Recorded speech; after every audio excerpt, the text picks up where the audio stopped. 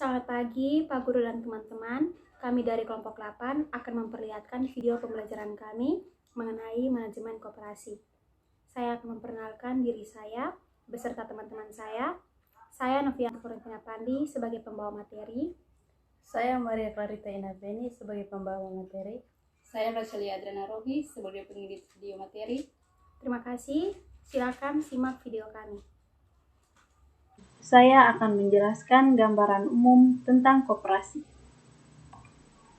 Koperasi adalah organisasi bisnis yang dimiliki dan dioperasikan oleh orang seorang demi kepentingan bersama.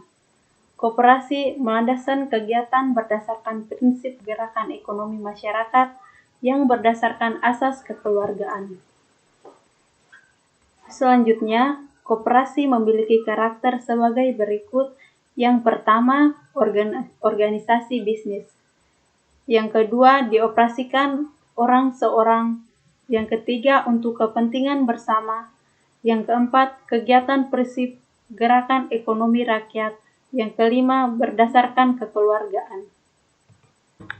Koperasi adalah institusi atau lembaga yang tumbuh atas dasar solidaritas tradisional dan kerjasama antar individu yang pernah berkembang sejak awal sejarah manusia sampai pada awal revolusi industri di Eropa pada akhir abad 18 dan selama abad 19 sering disebut sebagai koperasi historis atau koperasi pra-industri.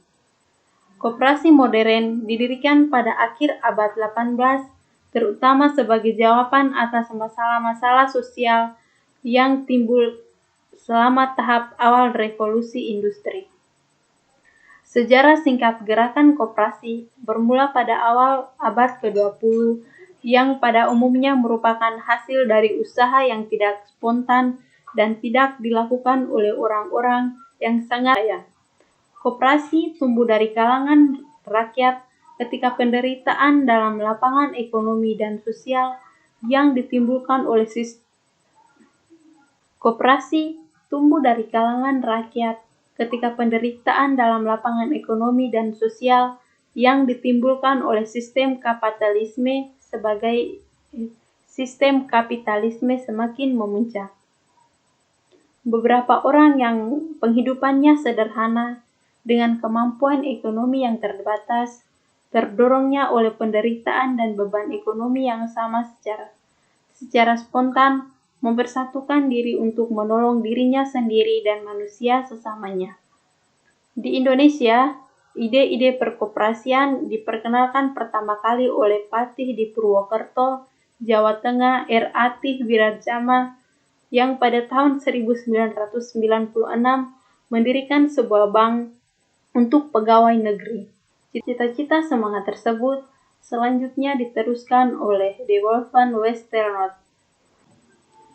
Berikut bentuk dan jenis koperasi. Bentuk dan jenis koperasi. Jenis koperasi menurut fungsinya. A.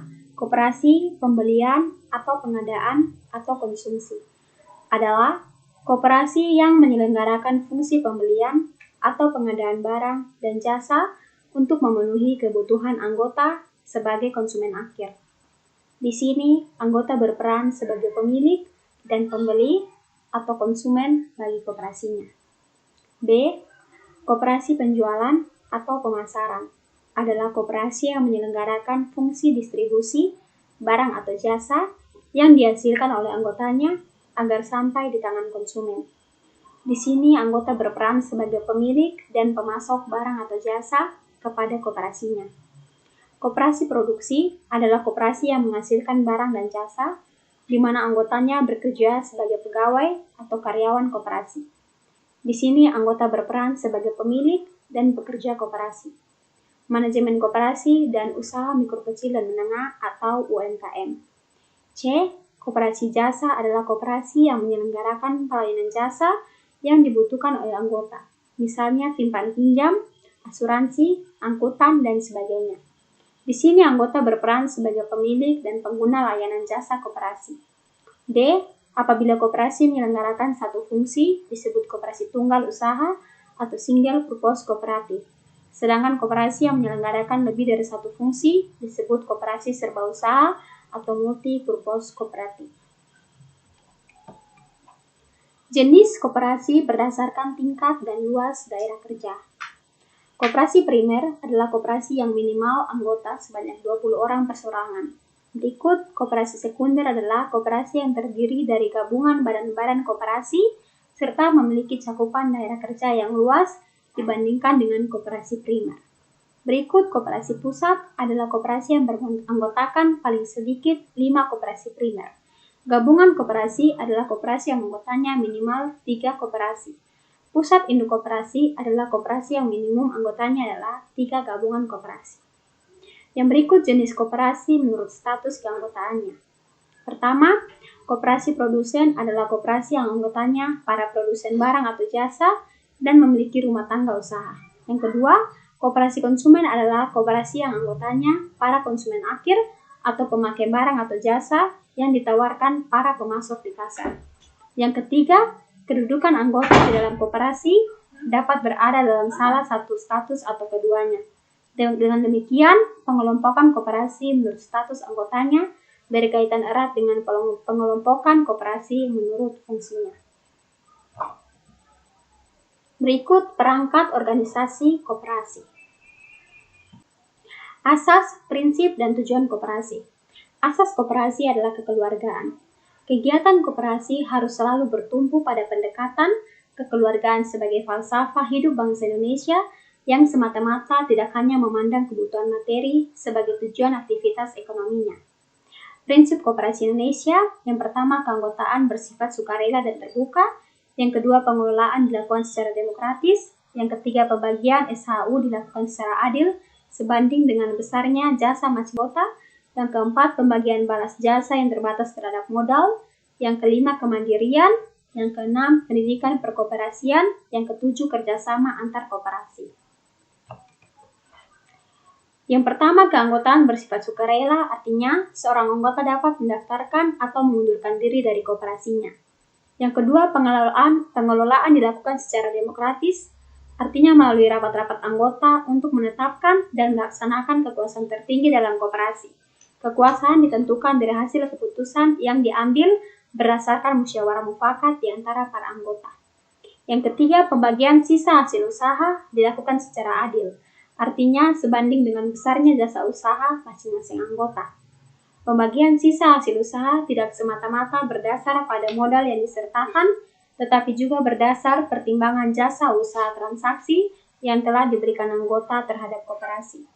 Yang keempat, pemberian balas jasa yang terbatas terhadap modal.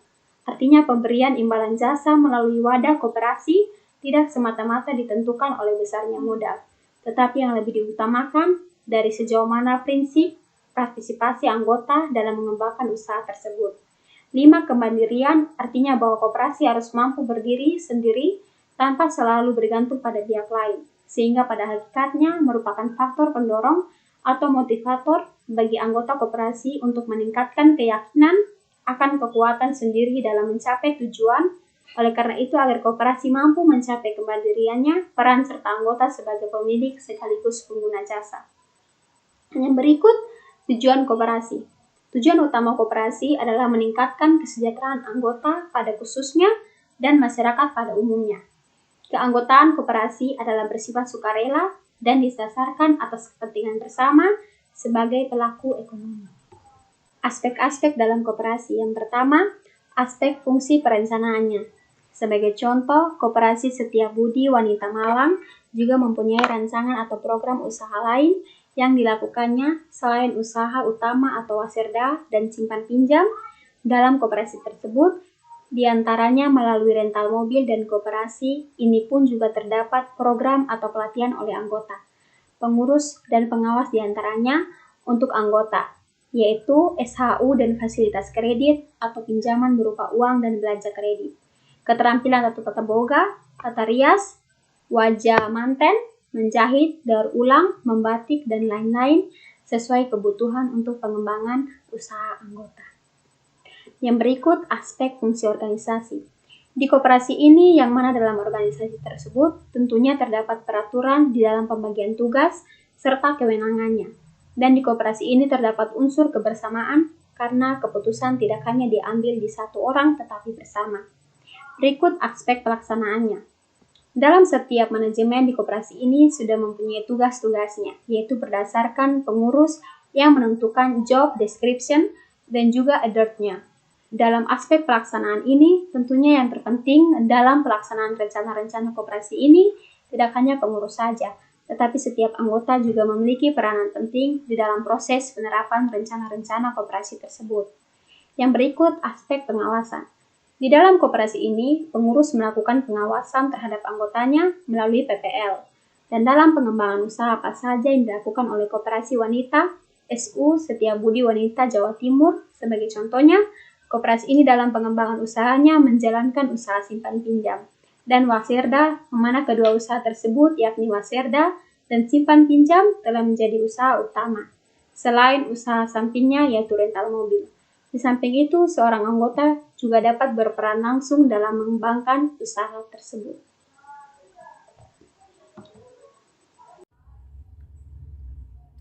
Sekian video pembelajaran materi yang kami bawa. Terima kasih atas perhatiannya.